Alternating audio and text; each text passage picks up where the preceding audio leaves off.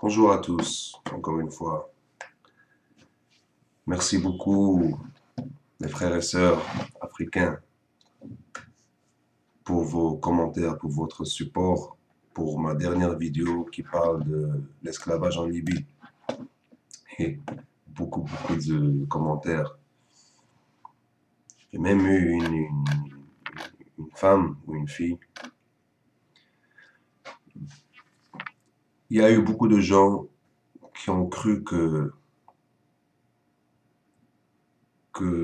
j'étais pas sincère dans ma vidéo, que c'était juste pour donner une image comme ça, que je faisais l'hypocrite.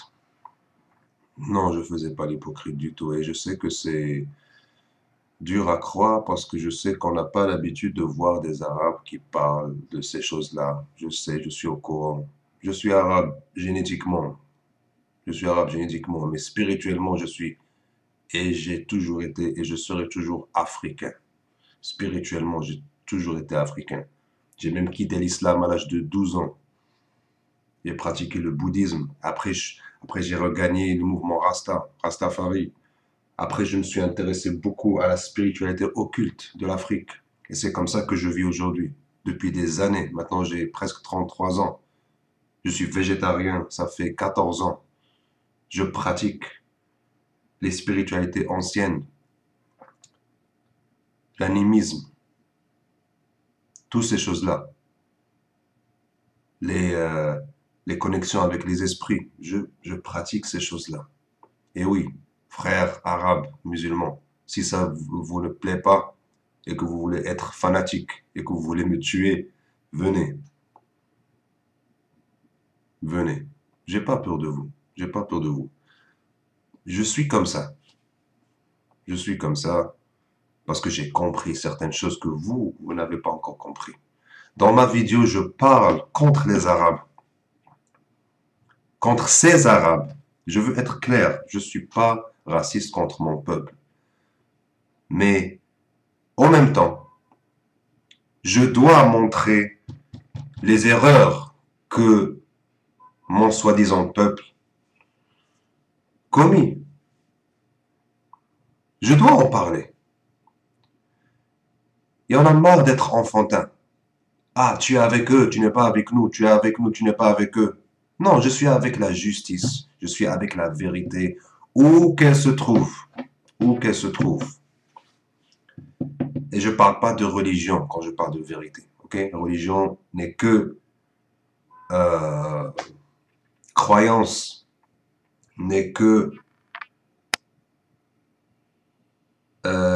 hallucination, ok? Je ne parle pas de ça.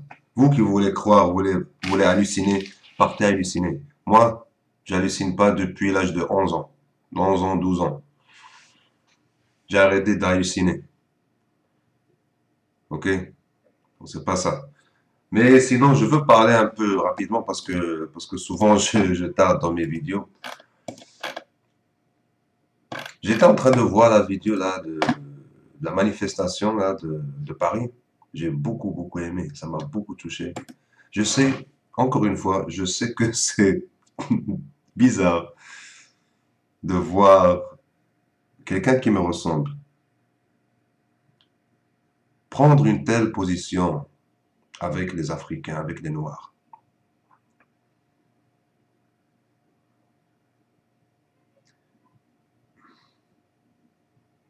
Je me suis toujours senti proche des Noirs, plus proche des Noirs même que mon peuple. Demandez même à ma famille, elle, elle vous dira que c'est vrai.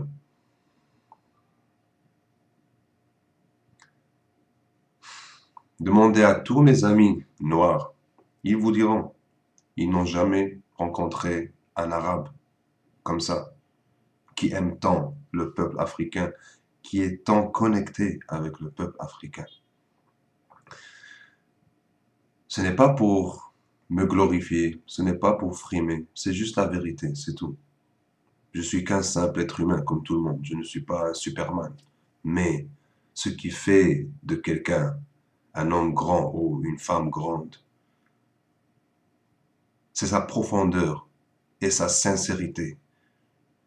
et sa capacité d'être droit et juste et, et ne pas avoir peur de dire la vérité, de ne pas avoir peur de prendre la position avec la vérité, de supporter la vérité à 100%. Même si ça va contre mon soi-disant peuple. Je l'ai bien dit, je suis arabe. Mais je sais très bien aussi que les Arabes ont fait beaucoup de mal. Et je sais très bien, je suis conscient de ces choses. Je n'ai pas d'ego. Croyez-le ou pas, j'ai détruit mon ego il y a plusieurs années de cela. Je ne sais même pas ce que c'est l'ego. Partout où la vérité se trouve, vous allez me trouver là-bas. C'est aussi simple que ça avec moi. Je ne prends pas de position parce que moi, je suis arabe, donc il faut que je cache les défauts des Arabes ou que je prétends que les Arabes sont parfaits ou que je prétends que les Arabes sont innocents. Non, je vais dire la vérité. Je vais dire la vérité telle qu'elle est. On est tous capables de voir la vérité. Elle est déjà là. La vérité, c'est déjà la nature des choses. C'est ça la vérité. C'est la nature des choses. Et c'est pour ceux qui croient ou bien qui pensent, ah, tu crois détenir la vérité? Non, ça c'est ta vérité à toi, blablabla. Bla, bla, bla. Tous ces machins occidentaux là qu'on nous a collés dans notre tête. Toute cette philosophie là qu'on nous dit toujours. Tu vois, on entend de plus en plus de gens parler de ça. Ah non, non, non, non. Non, la vérité ultime n'existe pas. Ça, c'est ta vérité à toi. Tout le monde le dit, tout le monde le dit, j'en ai marre, tout le monde le dit. Non, la vérité existe. La vérité existe. Par exemple, la vérité que si je me, si je saute de deuxième étage, troisième étage, quatrième étage, je vais fracturer mes os. La gravité va me tirer en bas. Est-ce que ça, c'est ma vérité? Est-ce que quelqu'un peut me dire, non, ça, c'est ta vérité à toi? Ben, si quelqu'un ose dire que ça, c'est ma vérité, s'il vous plaît, sautez de cette fenêtre et voyons si tu vas pas être tiré vers le bas. Si ça, c'est ma vérité à moi. Non, la vérité existe. Ça suffit avec les conneries intellectuelles. Ça suffit. Ça suffit. C'est pas intelligent, ok? C'est pas intelligent. Nous, on croit que le fait d'être intellectuel, c'est intelligent. Tout ce système intellectuel nous a été ramené de l'Europe. Même les Arabes ont été colonisés de l'Europe il y a très très très longtemps. Très très longtemps. Bien avant le Moyen Âge. Ok? Par les Grecs. En fait, la plupart des choses que les Arabes ont aujourd'hui, depuis, depuis même avant l'islam, ça vient des Grecs. Ça vient des Grecs. Et les Grecs, où est-ce qu'ils ont eu leur savoir? En Afrique, chez les Noirs. Alors, peu importe où on commence, d'où on commence, on trace le chemin toujours à l'Afrique. C'est comme ça. Quand on parle d'histoire, quand on parle d'anthropologie, quand on parle de génétique, de tout. J'ai compris ça bien avant et par mon amour, mon grand amour de la vérité. Je me suis incliné devant cette vérité et je me suis fusionné avec ça. C'est pour ça, à chaque fois que je passe devant des noirs dans la rue, je m'incline. Et ça, ce n'est pas pour être hypocrite. Je suis complètement sincère quand je dis ça. Parce que vous êtes les dieux, vous êtes les déesses. Et ça, c'est vrai. Et je le dis même à mes Arabes là. Vous qui vont commencer à m'insulter encore comme dans les commentaires,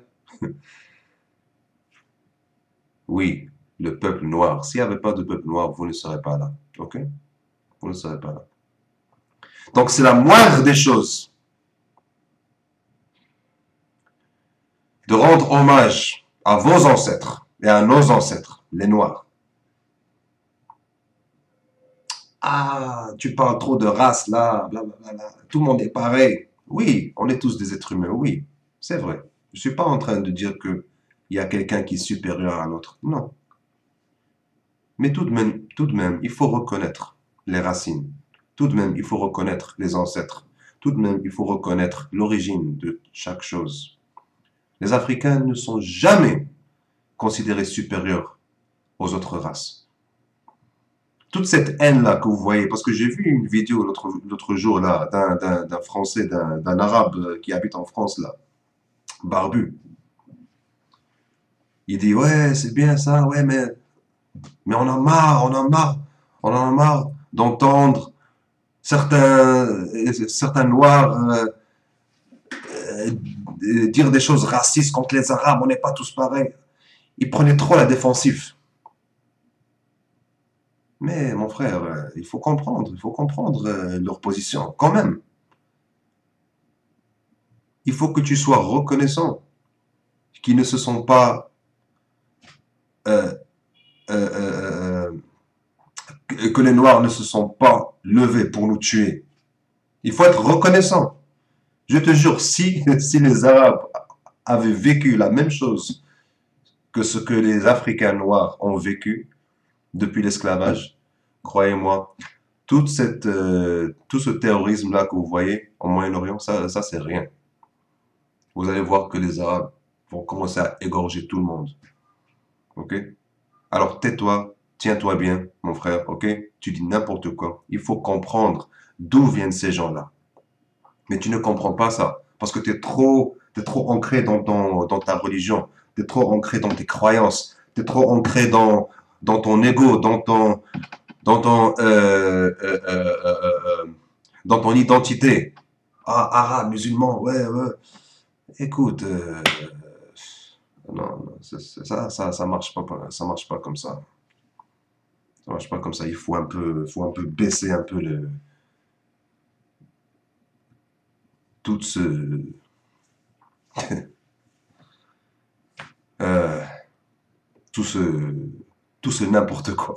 Je sais même pas comment le dire. Mais j'étais très heureux de voir et merci beaucoup pour les commentaires. Bien sûr, ça ce n'est pas, je veux pas que l'attention vienne vers moi. Bien sûr, c'est la cause, c'est cette cause-là pour laquelle on se bat. C'est ça, c'est ça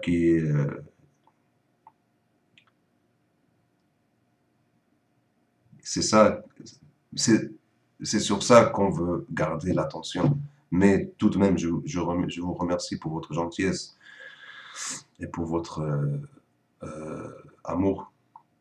Et j'ai vu que certains ont venu commencer à insulter, à dire des choses. Je dirais pas insulte parce que je n'ai pas senti, je ne me suis pas senti insulté. Donc je ne considère pas vraiment ça comme des insultes, mais pour eux c'est des insultes. Il y avait un Français là, Alexandre, je sais pas quoi. Il y avait peut-être des Arabes, quelques Arabes, pas trop, quelques Africains. Je vous comprends les Africains, je vous comprends. Après un moment, dès que vous voyez quelqu'un qui me ressemble, vous allez ressentir beaucoup de choses. Je vous comprends. Je ne vous, je ne vous blâme pas. Je ne vous en veux pas. C'est votre droit. C'est votre droit de me détester. C'est votre droit de m'insulter. C'est votre droit de m'attaquer. Parce que je comprends ce que vous ressentez. Et je n'ai pas le droit de venir après tout ce que vous avez subi, tout ce que vous avez ressenti, et de vous dire, et de vous dire, ah, on n'est pas tous pareils, hein, il ne faut pas me détester. Non, je vous comprends. Je vous comprends. Et pour mes Arabes, là, s'il y a des Noirs qui vous attaquent avec des mots et tout ça, il faut les comprendre. Il faut leur montrer que vous les comprenez. C'est la seule chose qui va les aider à se calmer. Ce n'est pas en prenant la défensive que vous allez arranger les choses. On prend trop la défensive. Mais pourquoi vous avez peur si quelqu'un vous insulte, si quelqu'un vous dit des choses blessantes? Pourquoi vous avez peur?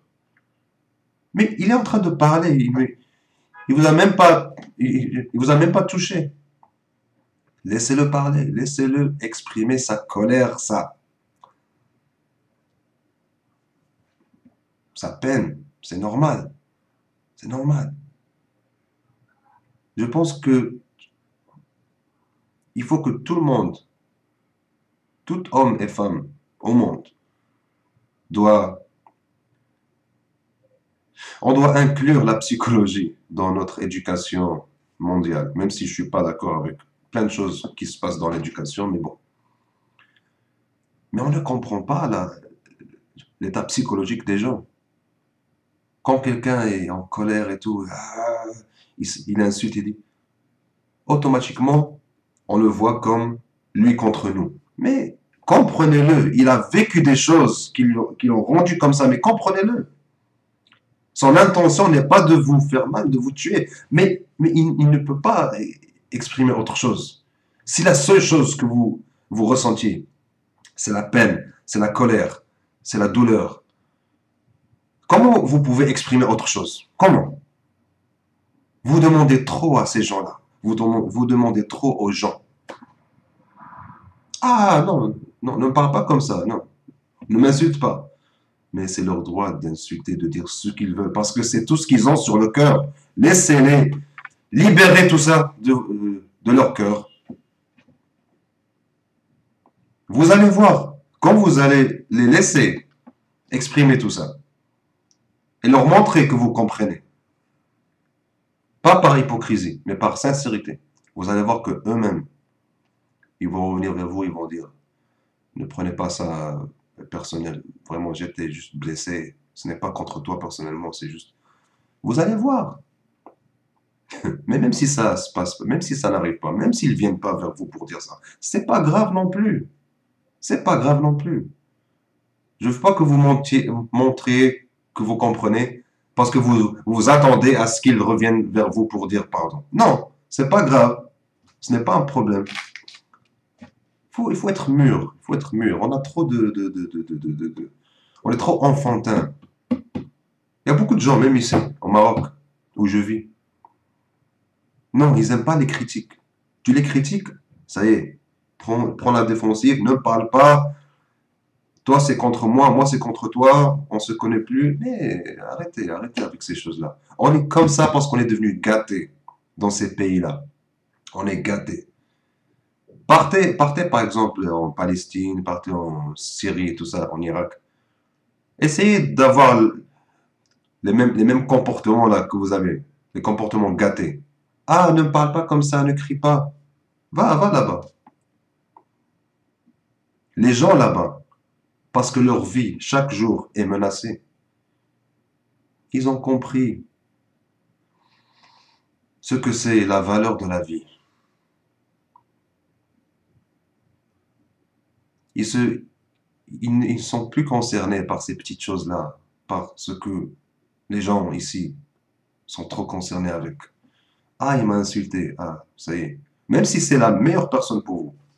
Dès qu'elle commence à insulter, ah non, non, ça y est, je ne veux plus parler avec cette personne. Mais vous êtes faible. Vous êtes vraiment faible. Et ça fait du mal parce que, tu vois, quand un peuple commence à vivre de façon gâtée, mais on est vraiment gâté. Et par gâté, je veux dire dans le sens négatif. Quand un peuple vit de façon gâtée comme ça, mais il reconnaît plus la vraie valeur de la vie. Pour lui, c'est Coca-Cola, c'est pas de l'eau. De l'eau, moi je bois pas de Coca-Cola. Je ne bois rien comme boisson gazeuse.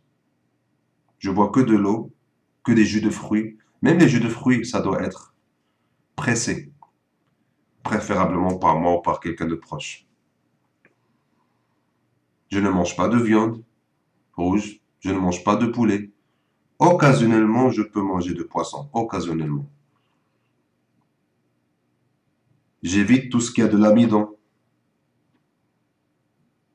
Je mange tout ce qui est sauvage. Je ne mange pas tout ce qui est conservé. Et ça, c'est depuis longtemps. J'ai beaucoup aimé le frère Rasta là, qu'on a vu là dans la manifestation. Ce qu'il dit et ce que les Rastas, nous les Rastas, on disait depuis longtemps, depuis très longtemps, mais personne n'écoute. Très peu de gens écoutent. C'est pas la faute des gens, c'est les médias, je comprends. Mais on sait depuis longtemps, et pas que les Rastas bien sûr. Les Africains, ils ont compris ça depuis longtemps, mais leur voix n'est pas entendue. Je suis tout à fait d'accord avec vous. Les dirigeants africains sont la cause de ces problèmes, mais il ne faut pas du tout oublier qui a mis ces dirigeants africains en pouvoir. Ce sont les pays qui ont colonisé ces terres. OK? Donc, s'il vous plaît, n'oubliez jamais qui sont les vrais responsables. Ces dirigeants-là sont que des marionnettes, mis par quelqu'un d'autre. Quelqu'un d'autre dont on ne voit jamais le visage, dont on n'entend jamais la voix. Ces dirigeants africains-là, ce sont que des visages et des voix qu'on vous a mis pour vous distraire. Il y a d'autres personnes derrière ça.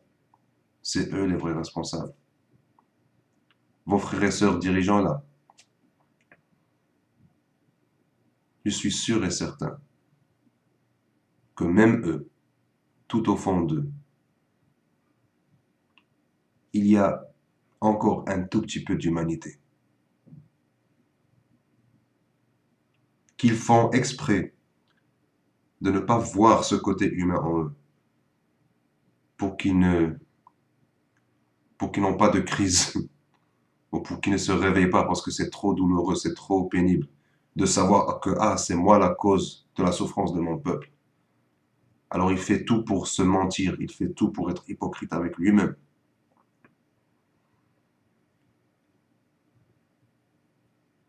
Mais vous savez, s'il y a un de ces dirigeants-là qui entend, vous ne pouvez pas vivre comme ça pour toujours.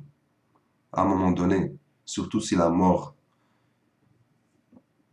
commence à se rapprocher, ça serait plus intelligent si vous avez cette prise de conscience avant que la mort commence à se rapprocher.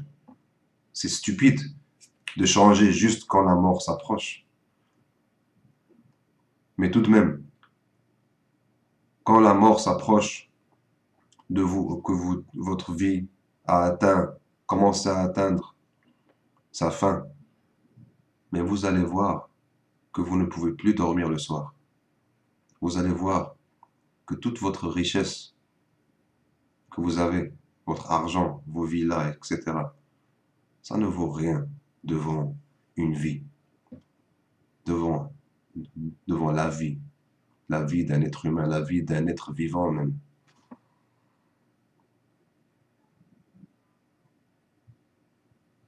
Je suis sûr et certain qu'il y a des moments, même dans votre vie, où vous vous sentez, vous ne pouvez plus vous voir dans le miroir. Et que la situation est tellement grave et tellement compliquée que vous ne vous pouvez plus revenir en arrière. Alors vous continuez vers l'avant, vers le chemin que vous avez pris.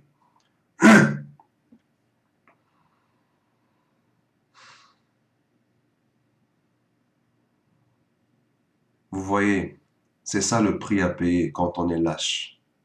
Quand on est lâche et quand on pense qu'à nous-mêmes. jusqu'à s'enrichir aux, aux dépens de nos frères et sœurs. Quand on est comme ça, au début ça paraît bien. Ouais, je m'en fous, ouais, je vais m'enrichir, ouais, je m'en fous des autres. Mais à la fin, même si vous avez une prise de conscience, souvent vous ne pouvez plus revenir en arrière. Il y a trop de conditions que vous avez, auxquelles vous avez, auxquelles vous avez été d'accord au début. Quoi faire maintenant? Il y a peut-être même des menaces, même des menaces. Votre vie peut être menacée si vous revenez en arrière. Et par peur, par la même peur qui vous a rendu lâche pour vendre votre peuple, c'est la même peur qui vous dit, ah, je ne veux pas mourir, je ne veux pas que ma famille meure, donc je vais continuer à faire ce que je fais, à exploiter mon peuple. Parce que les Français me tiennent par les couilles.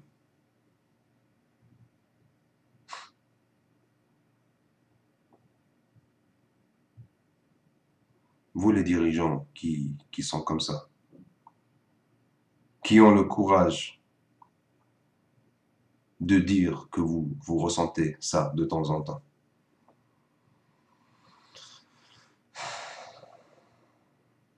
Il faut que vous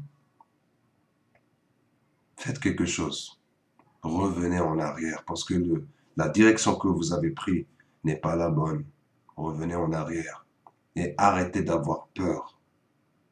Arrêtez d'avoir peur. Tout ce que vous avez accumulé comme richesse, ce n'est rien. C'est de la saleté. Surtout quand vous laissez vos frères et sœurs mourir. La vraie joie de vivre, ce n'est pas en étant riche pendant que les autres souffrent. La vraie joie, c'est de partager la joie avec tout le monde. De voir que tout le monde est bien. De voir que les gens sont fiers de vous. De voir que les gens sont fiers de vous avoir comme président. De voir que les gens sont fiers de faire partie de votre pays, votre peuple. C'est ça la vraie joie que vous pouvez ressentir. Et cette joie ne peut jamais venir par la corruption, par l'exploitation, par la colonisation ou par travailler avec les colons pour leur intérêt, pour voler votre peuple et votre terre. Pourquoi vous croyez qu'ils ont tué Kadhafi? Kadhafi voulait que tout le monde soit bien en Afrique. Kadhafi voulait qu'on unisse l'Afrique. Et comme une femme, une brave sœur a dit là, c'est que Kadhafi, quand Kadhafi était en pouvoir, ils ont tout fait pour aller là-bas, pour le tuer. Ils ont même filmé ça. J'ai même pas vu ça. Il faut pas voir ces choses-là. C'est pas bon pour vos yeux. Ça va détruire votre énergie. Ne voyez pas ces choses-là. Mais ils ont tout fait pour l'enlever. Parce qu'ils voulaient une monnaie commune pour toute l'Afrique, pour tout le continent africain et plein d'autres choses. Mais quand ces choses-là se passent, depuis la mort de Kadhafi, on entend parler de quartiers africains noirs en Libye qui ont disparu comme ça, sans savoir où ils sont.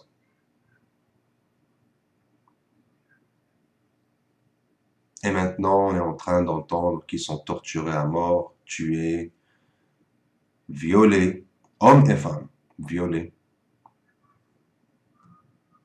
et mis en esclavage, vendus, tout ce qu'on peut imaginer d'atroce. Okay? Et pendant que tout ça se passe, où sont ces mêmes gens-là qui ont dit, ah, il faut enlever ce dictateur, Kadhafi, ah, le peuple libyen doit être libre. Mais là maintenant, c'est pas grave, hein. Laissez les, c'est même, laissez ce qui se passe en Libye se passer. Mais ça fait, je sais pas quand est-ce que Kadhafi a été enlevé? Je ne me rappelle même pas, 2007 ou 2008, je ne me rappelle plus. Mais bon, depuis cette époque-là jusqu'à maintenant, qui fait quelque chose? Regardez comment est Libye et la Libye. Je comprends très bien ces choses-là. Je suis moitié irakien. Mon père est irakien. J'ai vu l'Irak avant et après la colonisation américaine. L'Irak avant, l'Irak de Saddam Hussein, elle était prospère. Je ne dis pas si Saddam Hussein était parfait ou non. Je ne suis pas là pour dire ça. Mais l'Irak et les Irakiens vivaient peut-être même mieux que certains pays européens aujourd'hui. Ou de l'époque, peut-être. Peut-être pas d'aujourd'hui, mais de l'époque. L'Irak était parmi les pays les plus avancés du Moyen-Orient. Pas,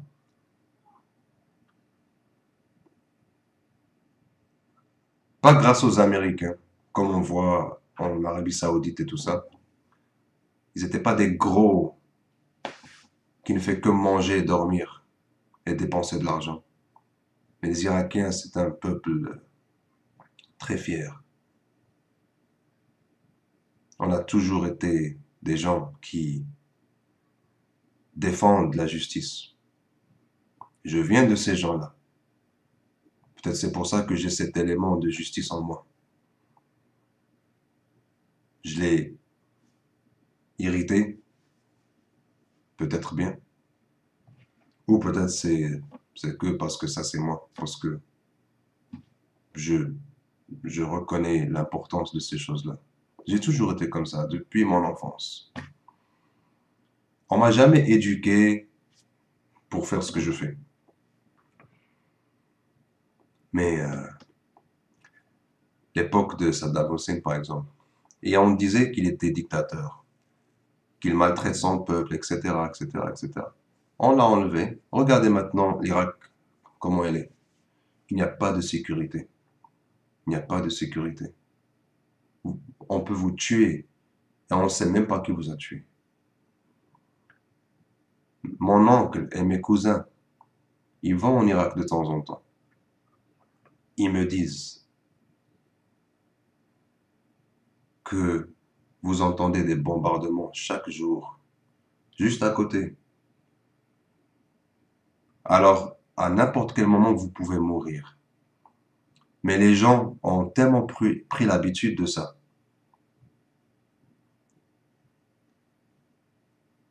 qu'ils n'ont même plus l'énergie d'avoir peur. Soit tu es dans un café et tu entends un bombardement un peu loin, soit la bombe va t'exploser toi dans le même endroit et tu vas mourir, tu ne vas même pas sentir la douleur parce que tu vas mourir comme ça. C'est comme ça que les gens vivent là-bas, jour après jour après jour.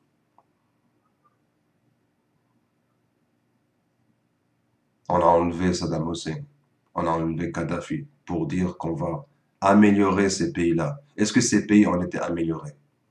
Non. Mais ils les ont enlevés quand le pays était 10 000 fois mieux que maintenant. Et maintenant qu'en Libye, les choses vont très mal,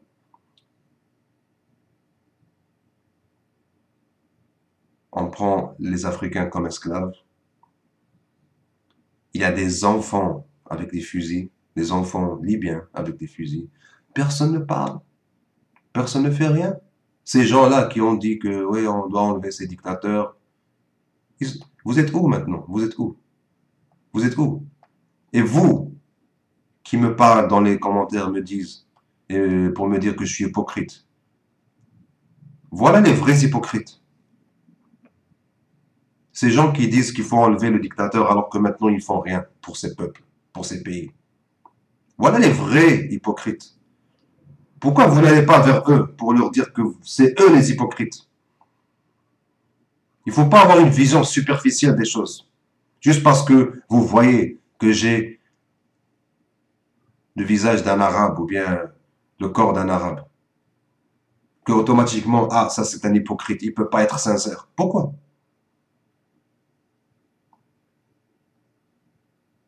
Croyez-le ou pas, il y a des gens qui peuvent dépasser leur génétique, leurs origines génétiques, leurs origines culturelles, pour retrouver cette, ce terrain qu'on appelle humanité, qui nous relie tous, malgré nos différences superficielles. Même notre esprit est superficiel. Nos pensées, nos préjugés sont superficiels.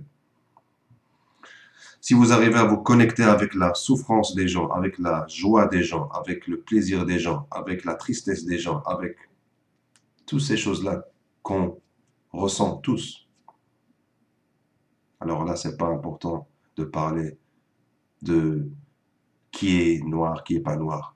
Mais tant que vous n'avez pas fait ça, tant que vous n'avez pas ressenti les gens sur ce niveau-là, sur ce niveau humain, je ne vous donne pas le droit, vous n'avez pas le droit de dire, ah, c'est pas important si on est noir ou blanc. Non, c'est vous l'hypocrite. Parce que vous dites des choses comme ça, juste quand ça vous arrange.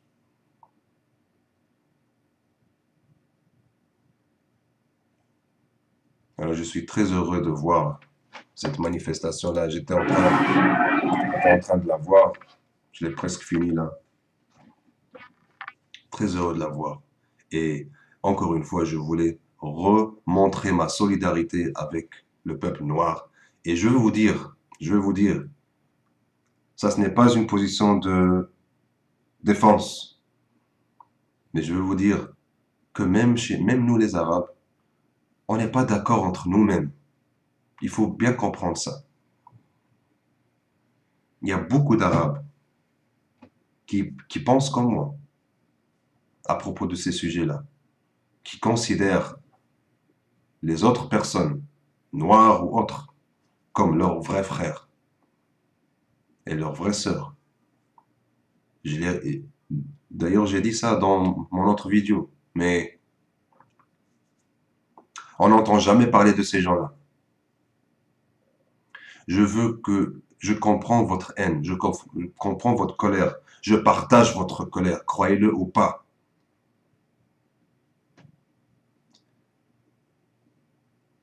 Mais s'il vous plaît, essayez de ne pas trop vous emporter et dire que tous les Arabes sont mauvais. S'il vous plaît. Nous-mêmes, Arabes, on est divisés entre nous. On n'est pas d'accord entre nous. Il y a plein d'Arabes qui font beaucoup de mal, que plein d'autres Arabes ne sont pas du tout d'accord avec eux. S'il vous plaît, ne tombez pas dans le piège de euh, mettre une étiquette sur toute une race, sur tout un peuple. Je vous en prie. Et j'espère être l'exemple vivant pour ça.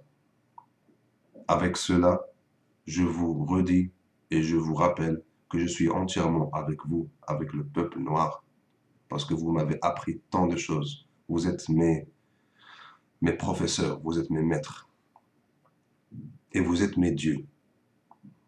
Quand je dis Dieu, je ne parle pas dans le sens islamique, christianisme, mais dans le vrai sens, le sens original, le sens traditionnel, le sens ancien.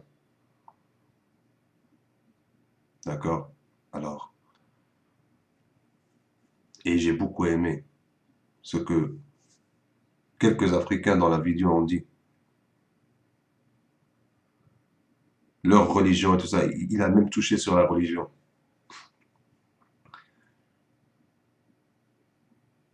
Euh,